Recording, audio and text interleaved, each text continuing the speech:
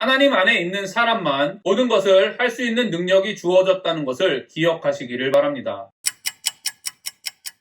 안녕하세요. 바이블 TMI의 마카리오스입니다. 오늘 본문은 열왕기상 1장 28절부터 37절입니다. 오늘 말씀은 다윗 왕이 솔로몬의 즉위식을 준비하는 장면입니다. 다윗 왕이 명령하여 이르되 밧세바를 내 앞으로 부르라 하매 그가 왕의 앞으로 들어가 그 앞에 서는지라. 왕이 이르되 내 생명을 모든 환난에서 구하신 여호와께서 살아계심을 두고 맹세하노라. 내가 이전에 이스라엘의 하나님 여호와를 가리켜 내게 맹세하여 이르기를 내 아들 솔로몬이 반드시 나를 이어 왕이 되고 나를 대신하여 내 왕위에 앉으리라 하였으니 내가 오늘 그대로 행하리라. 밧세바가 얼굴을 땅에 대고 절하며 내 주 다윗 왕은 만세수를 하옵소서 하니라. 보통 왕이 하나님 앞에서 하는 약속은 모든 백성들이 보는 앞에서 하는 공식적인 행사입니다. 따라서 다윗이 예전에 하나님 앞에서 솔로몬에게 왕위를 약속했었다면 모든 백성들이 알았을 것입니다. 그러나 사무엘서에서는 다윗의 약속에 대하여 전혀 찾아볼 수 없습니다. 즉 다윗이 밧세바에게 개인적인 생각을 이야기했을 수는 있겠지만 하나님 앞에서 공식적으로 구체적으로 약속하지는 않았을 확률이 높습니다. 이런 전후 사정 때문에 많은 학자들은 다윗의 약속을 나단이 지어낸 것으로 생각합니다. 실제로 다윗이 약속을 했든 나단이 거짓말을 했든 결국 이 약속은 솔로몬이 왕이 되는 근거가 됩니다. 여러분 잠시 시계를 돌려 사울과 다윗이 왕이 되었을 때를 생각해 보십시오. 사울과 다윗은 자신이 왕이 될 것이라고 상상도 못할 때 하나님께서 사무엘을 통하여 이들을 왕으로 선택하셨습니다. 그러나 오늘 말씀을 보면 솔로몬이 왕이 된 것은 다윗과 나단의 합작품입니다. 하나님이 말씀하신 것이 근거가 아니라 다윗의 약속이 근거가 됩니다. 다윗이 솔로몬에게 왕위를 물려주며 하나님께 맹세하였습니다. 겉으로 보면 매우 신앙적인 것 같습니다. 그러나 다윗이 하나님께 맹세했다는 기록만 있지 하나님께 기도했다, 물어보았다는 기록은 찾을 수 없습니다. 당연히 솔로몬을 왕으로 삼겠다는 하나님의 음성을 들었다는 기록도 없습니다. 왕에게 하나님의 말씀을 전해야 할 나단은 오히려 궁중암투를 통해 정광석화처럼 솔로몬을 왕으로 세웠습니다. 선지자와 왕은 모두 이스라엘을 하나님의 나라처럼 다스리기 위해 세워진 사람들입니다. 우리는 사무엘이라는 신실한 선지자가 있음에도 불구하고 사울왕이 하나님과 멀어졌을 때 일어난 말도 안 되는 일들을 기억하고 있습니다. 그런데 열왕기서의 시작부터 선지자도 왕도 모두 하나님과 멀어져 있다는 것을 볼 수 있습니다. 당연히 열왕기서는 우상숭배와 회개하지 않는 왕들 때문에 하나님의 나라라고 불리는 이스라엘이 망하는 이야기로 전개됩니다. 여러분은 어떻습니까? 말씀과 기도를 통해 하나님의 음성을 들으며 사명을 분별하고 있습니까? 아니면 눈앞에 보이는 일들을 분별하지 않고 당연히 사명이라고 생각하며 맹세, 즉 결단함으로 행하고 있습니까? 여러분의 가정에는 하나님과 교제하며 하나님의 음성을 듣고 분별하는 사람들로 넘쳐납니까? 교회 목회자와 직분자이신 여러분들은 얼마나 하나님의 음성을 듣고 사명을 분별하고 있습니까? 하나님께 맹세하면서 하나님과 상관없이 행하는 다윗과 나단의 모습이 이스라엘에 얼마나 큰 위험을 가져왔는지 기억하시면서 상황이나 다른 사람 탓하지 말고 여러분이 바로 하나님의 음성을 듣고 분별하는 사람이 되시기를 바랍니다. 오늘 하루